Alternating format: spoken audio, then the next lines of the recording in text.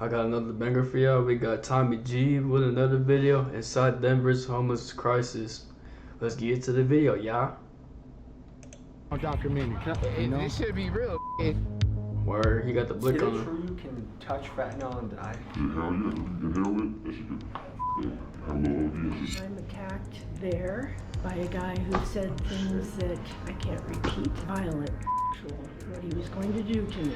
They're skipping the harm reduction part of it and just kind of just hooking everybody up with goodie bags. I've been to Denver before. I was there like 2 years ago. It was hot as hell. And I think I got COVID out there too, which sucked. And I was like at home for like 2 or 3 weeks, and I couldn't even go to school because I was sick. And good thing I didn't go to school. What does but this I hated trapper, being sick this because sketchy like it was hotel, so this bad, mayor, but this mom, this addict, yeah, and this but it grandma was who like has to jump carry start. weapons to I defend didn't go to herself jump all start have in anyway, common. so Well, as you know, we humans are quite interconnected and nothing ever really happens in a vacuum. All of these Let's get to people the hail video. from I'm Denver talking. and play a role in a city wanna that, set as the of late, recording has been happens. heavily impacted by homelessness, drugs, and controversial political policies. Denver city officials say the homeless crisis is one of their top priorities, despite criticism from homeless activists. And here in the Denver metro area are now seeing 100,000 quantity seizures are sadly becoming the norm. The city of Denver appears ready to admit that its $100 million homeless hotel shelter program is not the best plan. Tomorrow, the group House Keys Action Network Denver will hold a rally outside the city and county building, calling on Mayor Johnston to keep promises they say he has broken on his homeless policies. Preliminary numbers for Denver's overdose deaths are in. 522 people died from an overdose last year. But let's dive a little deeper, because underneath this, there are human traits that we have battled with since the beginning of time. The desire to survive by any means necessary, the battle with greed and power, the struggle of trauma and addiction, the power of doing what's right even when it's difficult or scary, and the hope to make your community a better place. You see, what's happening in Denver is happening all around the country. Portland, Seattle, San Francisco. And so what we learn here can be applied to other cities as well. And some questions we hope to get to the bottom of today are, do those who create the policies that promote widespread homelessness reside in the communities affected by their decisions? Is the Denver mayor and his friends benefiting financially from the homeless crisis? Why is someone getting death threats for speaking out and trying to expose some of this information? And of course, what are the economics of a trap house? Let's get boots on the ground and discover this for ourselves. Come on, Tommy G's. Come on, bro.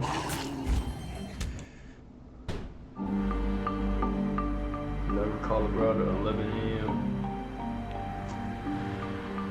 Wakey. Nice to meet you. Tommy too, bro. Active, bro. Nice to meet you. Nice to meet you, Active. What can you tell us about this area? Shit, you know, shit, regular shit, fentanyl, gangbanging, politics, homeless, shit, you know, all of the above, bro. Is this your area? Yeah, it's the hood right here. Literally, the projects is up here, but this is where it gets popping at. So I just wanted to bring you to this little spot, you know what I'm saying? How much has homelessness increased in the last few years? Shit, bro, like a motherfucker. It's been going up and up each and every single day. Ever since the Venezuelans and shit, the immigrants and shit pulled up, you know what I'm saying? They just been taking over this shit. We keep this shit 1,000 over here, okay? That's all it's ever been. That's what we're gonna put it on a documentary. We just gonna put this on a documentary. You know? This should be real, nigga. As long as you hold it down and you keep it 1,000. Random car pulls up. The hell? You don't know you, nigga. It's bragging. You talking about? You talking about you some junk? Have you noticed a lot of migrants coming in the area? Every motherfucking day. They deep. They come in. And that contributes to a lot of the homeless numbers? Yeah, they come in packs. Yeah, they come in tags. We met with a collection of whistleblowers who wanted to speak on what was happening in Denver and to protect their identity and themselves from retribution. Many of them spoke anonymously. They're allowed to drive without driver's licenses. They're driving around without insurance. Are you allowed to do that as a Denver resident? I'm not at all, no. With some of the migrants and homeless stuff, I don't know the money that's coming in because I'm a taxpayer and I do the right thing. I have to work hard every day. So I work almost 80 to 100 hours a week. So a lot of the times the homeless or migrants that are coming to Denver are actually getting money, federal assistance or state assistance from the government. So you could be a migrant and I could be the state or the city of Denver. You come and I said, well, here's $5,000. Thank you for coming here. The hospital's over here. Your hotel is over here. Here's some cash. ¿Te gusta el gobierno de Denver? Like, piensas que ellos son ayuda mucho? ¿Qué cosas reciben del gobierno de Denver? No, nosotros no, pero sí conocemos personas que sí han recibido celular. Sí. Muchos paisanos de nosotros han recibido ayuda buena, como un techo, refugio, alimentación, ¿Del gobierno de aquí? ¿El gobierno pega para tu casa? No. Para comida? No. This dude Tommy G's knows Spanish more than I do, and I'm Mexican. This shit crazy as hell. I wasn't expecting Tommy to speak out Spanish like that with whatever you speak. I'm like, bro, damn. Shout out to Tommy though. No tenemos mucho tiempo aquí. ¿Te gusta Estados Unidos? Sí. Now that you got a taste of what certain parts of Denver can feel like, homeless guys with guns, migrants, let's head to the Baker neighborhood, another area impacted, and talk to moms, business owners, and an old lady who was attacked twice in April alone. I call this Jack because if you mess with me, I'm gonna jack you up. This is a combination of flashlight and stun gun. Have you ever had to use it? No, but I wish I had. With a fully pistol one. Why is that? I was attacked twice in April. I was sitting at a bus bench on Broadway.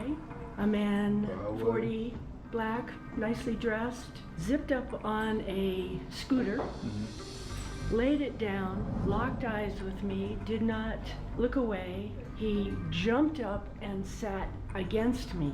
And then he put his arm around me and pulled me into him side to side and nuzzled in my neck, holding my arm so I couldn't use Jack. Thankfully, the Lord provided a bus right away, and I didn't care if it was going to Kansas. I got on the bus and I got away. A question this channel has pondered often is how do you handle the homeless crisis? One method, the one Denver is employing, is to flush the homeless community with resources like tents, clean needles, and free showers. And while that can certainly be looked at as a humanitarian act by supplying people with the basics to survive, for others it creates a neighborhood that is unsafe, dirty, and rife with the mentally ill. Furthermore, it creates a situation where the people that make good choices, the taxpayers, the families, the contributors, they end up footing the bill for a drug addict to smoke fentanyl on their dime. But what are the alternatives? Can you mandate the unhoused to stay in shelters and in essence create some sort of homeless prison? Should you make it illegal for someone to be homeless? Or should you sequester them to more remote areas away from city foot traffic? Is doing any of those things even ethical? And when you see people conversing with the sky or wanking themselves in a public library while shouting obscenities at somebody, it makes you consider if insane asylums are a good idea to bring back. Now, there are a lot of rabbit holes we can go down, but the summary of all this is, when dealing with a vulnerable population like the homeless, it's not an easy call to decide what to do about it. A lot of the times it's damn vulnerable population like the homeless, it's not an easy call to decide what to do about it. A lot of the times it's damned if you do, damned if you don't. So how many weapons are you carrying on you right now? I'm carrying 4. Well, this is Jack. I also have Dr. Pepper. You don't got a Glock on you, do you? No, Okay. I wish. And this is Mr. Tacky. If you attack me, I will cause perhaps tachycardia. Breaks windows on cars and anything else. And I have a small pair of scissors as well. Describe the policies of the mayor of the city on homelessness and how it's impacting your life. I'm not sure I can answer as far as policies and impacts. I know my neighborhood, and it's been impacted in ways that are inhumane for the unhoused and dangerous and inhumane for... If you give me 39 seconds, I'm going to show you how I saved $96,000 on my taxes completely audit-proof. That's enough money to make the down payment on this. People in the neighborhood. The mayor is enabling this to go on. He's living with his head in the sand. We have fentanyl here. We have a supply of drugs coming up from the border. We're getting free health care. Don't worry about if you overdose. The resources are here for the drugs and for the overdoses, for the people that really don't want help, which is a staggering amount. We see him having fun and going and eating these luxury meals, and we all know that his salary is about $400,000 a year, and most of us aren't even clearing $35,000 a year. It's just a money pit for them. Like, the hotels really are the biggest ones, and all the funding that are going towards them. I want to say a lot of people that run these organizations that the mayor is funding are friends of his, stuff like that. I know he's doing stuff on taxpayer dime. What would you have them do differently about the unhoused? This place is enabling, and things need to be done differently, obviously.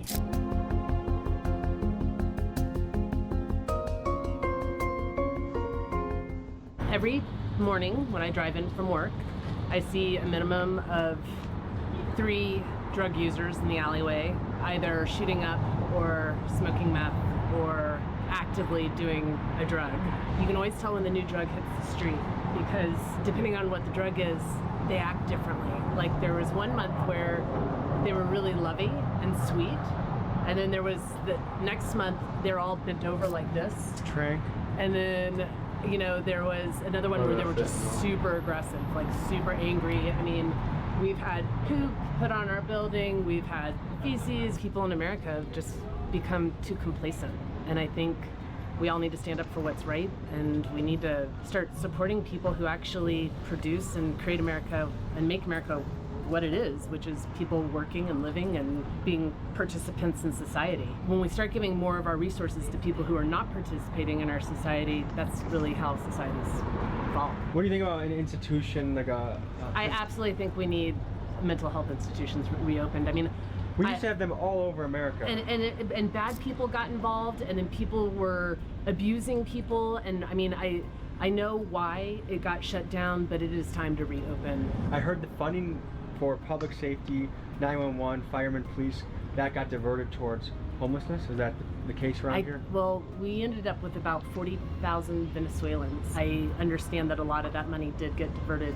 to house the Venezuelans that have come here. The city of Denver spent over $70 million on migrants over the last several years. The budget for this largely comes to cuts to the city payroll, with over 160 positions remaining unfilled after they were cut. Moreover, the city's public safety funds have been slashed by nearly 10%. People argue that these cuts take away from the long-term residents while prioritizing newcomers, and this is one example why people are frustrated with the policies that Denver has enacted. Next, we meet Elijah. He overcame drug addiction and is going to share his story with us. Here's what we learned. You know, I was addicted to drugs for a very long time. What was your drug of choice? Well, it started out with OxyContin, and then it moved up to heroin, and then eventually fentanyl. I am 32 now, so it started when I was 16, 17. Yeah, and it pretty much the whole time there was consistent.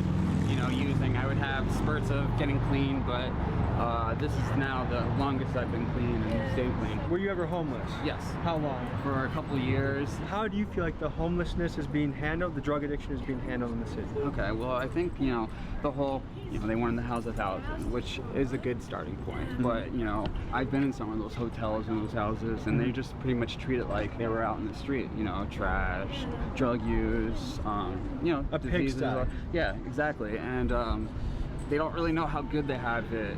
I really just think somebody needs to show them. I don't know how though, but like the good parts of being sober, which is really hard. It's not going to be like, you're sober, hey, you're going to do good, your mental health's going to be good, everything's going to be fine. It is hard. I saw drugs in the alley. This was a place for them to hang out, and I think it was something because it was known as like a safe use site, which I don't know if it's entirely true, but they would congregate here, you know, get high on the side here, when, you know, during business hours, but mostly after business hours.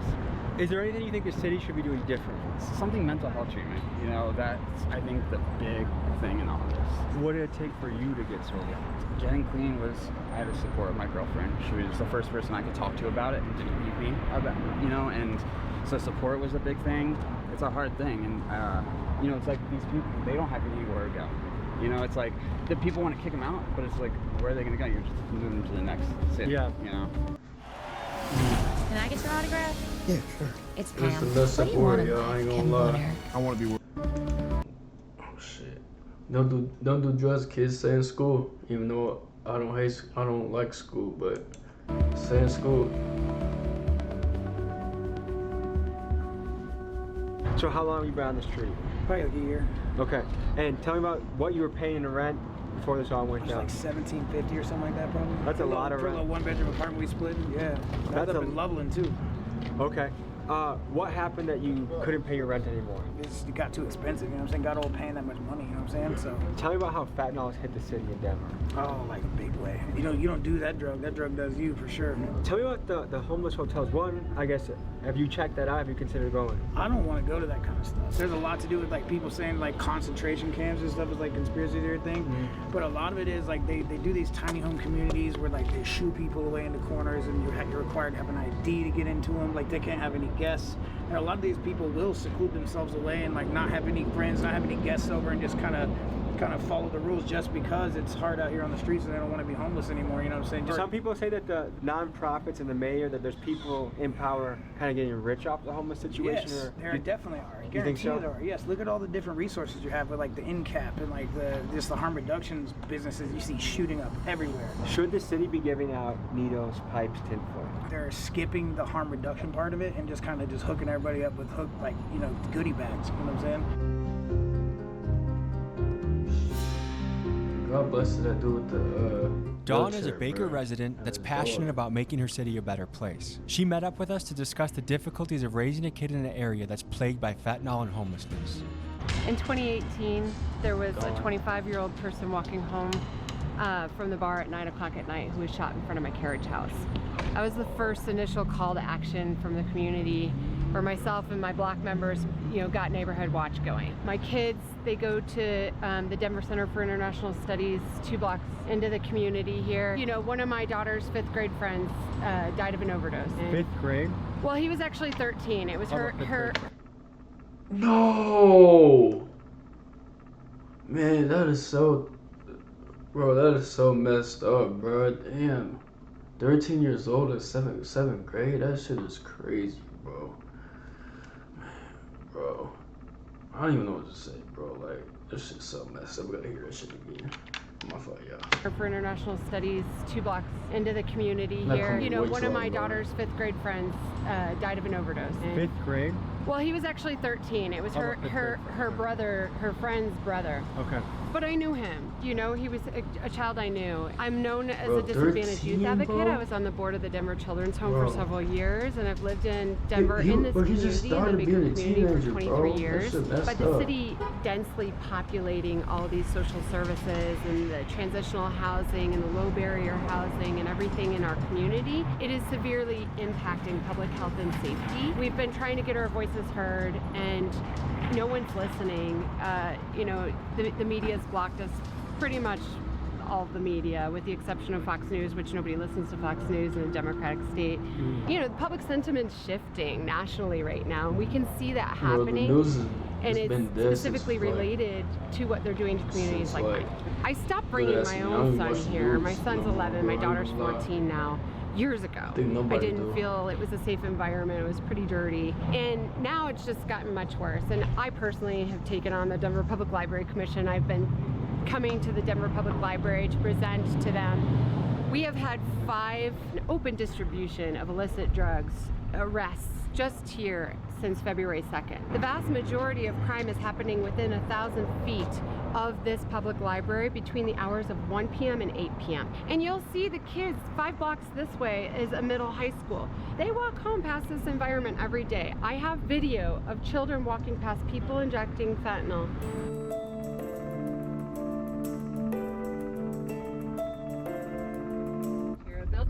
And it's just all day, all night, people using drugs, people hanging out here. The library refuses to shut off 24/7 Wi-Fi.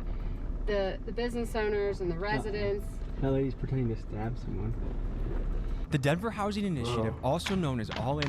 Don't do any type of drugs. Don't do weed, meth, cocaine, all that shit, bro. That shit's bad for you, bro. It just turned into a whole different person.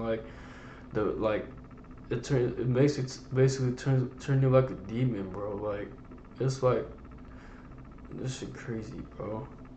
Mile High has allowed the homeless to set up camps in places like the Baker neighborhood. A key question is whether these decision makers live in the areas affected by homelessness. City insiders revealed that supposedly only one decision maker, Councilwoman Diana Romero Campbell, resides in an affected neighborhood. So honestly, kudos to her for staying on business. However, it's been alleged that many of the other senior leaders live miles away from the homeless hotspots, and some of them even live in the suburbs up to 45 minutes outside of Denver. It's frustrating when the people making the rules don't face their consequences. And while I'm actually sure that All in Mile High probably has good intentions, ideological capture causes concern when upstanding citizens are the ones afraid to speak out. Many Denver residents, including social workers, police, and firemen, feared retribution for speaking to me, often only agreeing to do anonymous interviews or canceling the interview altogether. And let's be real, folks. If you're with your child in your own neighborhood where you pay taxes and your child has to encounter a disturbing situation where, I don't know, a naked homeless guy is groping himself and smoking. Whoa! What the hell? Well, I mean, that's everywhere, but bro, this is what drugs what gets you, bro. Fentanyl? Isn't it crazy that speaking out about that might lead to an online mob assembling to dox you, get you fired, and even send you death threats? These are real things that Denver citizens have to contend with.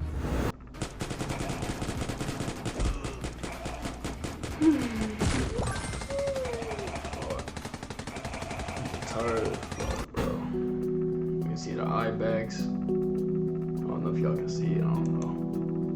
Tommy G's. Right now we're on the phone with Do Better Denver. She runs an Instagram page in Denver where her audience sends her clips of crazy things that are happening in the city. She posts them, and just for doing that, she has received death threats, threatened to be doxxed, and she is afraid for her safety, which is why we have to alter her voice. She believes she has inside information that would lead people to believe that there is some sort of financial conflict of interest going on with this hotel, the mayor, his friends, and nonprofits in the area. Whether that is true remains to be seen. We have to disguise your voice. Tell the people why you want your voice disguised and what you've encountered in running your page. I'm just trying to showcase the condition that our city has been left in by these policies, and to receive threats from people for, exposing these policies is just like insane to me. What kind of threats have people made towards you? A lot of violent threats, right? If I see you filming, you'll catch hands, or you'll get capped, or a lot of threats like that. Well, and I mean, that's also scary too, because there's a lot of people in Denver right now that are also filming. So, I mean, what does that mean for the average citizen? Do Better Denver sent us some documents, and here are the takeaways she wanted us to look at. First, Mayor Mike Johnson previously worked at a place called Gary Community Ventures, GVC, and this place combines policy, business, and philanthropy to impact the Denver community. From GVC, millions of dollars have flowed into Denver elections. In 2021, Johnson was president and CEO at GVC, and on the books he earned nearly $240,000, and he worked 20 hours a week. During his tenure, GVC was the largest financial backer against a movement to ban group living. They won that fight, and one of the results is the law continues to allow the homeless to live together in hotels. Johnson then resigned GVC when he made his run for mayor. Folks, here's where it gets interesting. Now, the paper trail is murky, but a group called ULC is involved in the purchase of a couple hotels in the city. Possibly more, but it's a mountain of paperwork hidden behind LLC, so it's hard to say. But the two we do know about, the DoubleTree and Embassy Suites, are being used to house the homeless on taxpayer dime, something enabled by the group living amendment Mike and GCV fought very hard to keep. Now here's the kicker. According to Do Better Denver, Gary Community Ventures has financial ties with ULC, meaning that one could argue that the mayor, GCV, and ULC could have some potentially questionable motives. We're just outside of 4040 in Quebec, or we're at that hotel that you sent out the articles about. So we're trying to figure out what our approach should be when we speak about this hotel. You sent me a few articles. What is worth investigating further? Well, definitely the security piece of it, right? I mean, I guess you could see people get in there. Like, they have a bunch of side doors for that hotel that, like, the security company, I guess, just pops open, and people just can go inside. I mean, it's probably pretty dangerous in there. Like, I would be careful. Yeah, I'm imagining a lot of angry homeless guys with makeshift... Yeah. Well, and, like, guns. So... Homeless guys with guns? Well, I mean, yeah. So there was the double homicide in there, and there was a shooting inside that hotel 2 weeks after that. People also say that he's connected to the real estate deals that involve the homeless hotels. That the hotels have been sold for way over asking price, and that he was a partner of some sort that may have benefited from that. Is that something that you've heard anything of? So what I've heard is from... This is all allegedly, by the way. Allegedly, I heard from the owners of the Best Western and Comfort Inn that Comfort Inn is actually owned, so is the Best Western, and we're actually renting out. They're renting it out to the city from close to the mayor's office. Can you tell me about the connection between the mayor of Denver and this hotel? This one's a little tricky. So the DoubleTree Hotel, which we call the TroubleTree, is owned by an entity called 4040 Quebec LLC. ULC, Urban Land Conservancy, which is funded by Gary Community Investments. I think ULC loaned money to fund the purchase of the DoubleTree Hotel, which would sounds to me like a conflict of interest, right? If you could say a message directly to Mayor Johnson, what would you say? I would say that perhaps he needs to start listening to the people of Denver, and maybe he should listen to my account and not dismiss it because he considers me anonymous. Let's say other Denver residents are listening to this and they are fired up too. What can they do to join the fight? I mean, I think they just need to continue to like write their city council members, write emails to the mayor. I do calls to action. You know, we just need to continue telling our city officials that this is not something that we're going to tolerate. Well, we'll be in touch, and I hope you have a great day, okay? Perfect, thank you, you too. Yeah, bye-bye. And saying that someone has to be in fear of their life or getting doxxed to be like, yeah, guy's doing fentanyl in front of children at school is a problem to me. Of course, if you want to understand how drugs are hitting the street, you got to talk to people at a trap house. Here's what these fellas had to say about the business. So folks, we're two businessmen that run a trap house. First question is, how has Fetty changed the game? Shit, that shit changed that shit crazy like a motherfucker. Right when that shit hit the States for me, like years ago, like 5 years ago and shit, you feel me? From what I can understand, like before it was like crack, meth, and heroin were some of the top things to sell. It feels like fentanyl replaced that. I mean, a lot of people Talk to, have you guys seen that too? Yeah, that's the main thing. That's the main thing for me, for sure. What's the difference between the pills and the powder? Shit, the pill gonna fucking kill you in like half a second. Shit, the powder, you have money. You can do a powder for 20 years, you get what I'm saying? And come back. A nigga do fentanyl for a week and you done. Is it true you can touch fentanyl and die? Yeah, Oh, shit. Hell it, feel me? Like you open the bag. Touch fentanyl and die? Yeah, hell yeah. Wait, I thought he got popped. I ain't gonna lie. Is it true you can Oh no! If there would have been a shot, he probably would see like a blood spatter. I'm like, whoa. touch fentanyl and die? Yeah, hell yeah. You get this shit in your pores. That's damn, what's that shit called when what they put Juice WRLD when they try to help him out? I'm not Hell gonna yeah. get to You it. open the bag and the dust like in your face. That shit good. Make you have no OD and shit. How do you make sure you're safe with Shit, it? gloves, you get what I'm saying? We need to put one of those masks like that powder, you know what I'm saying? Tell me about the money behind it. What can you buy it for and what can you sell it for? It used to go 30 for 30. You know what I'm talking about, 30? Like fentanyl 30? Back in the day, it used to go $30 for a pill, you know what I'm saying? And then that shit started going cheaper and cheaper. It started coming in faster.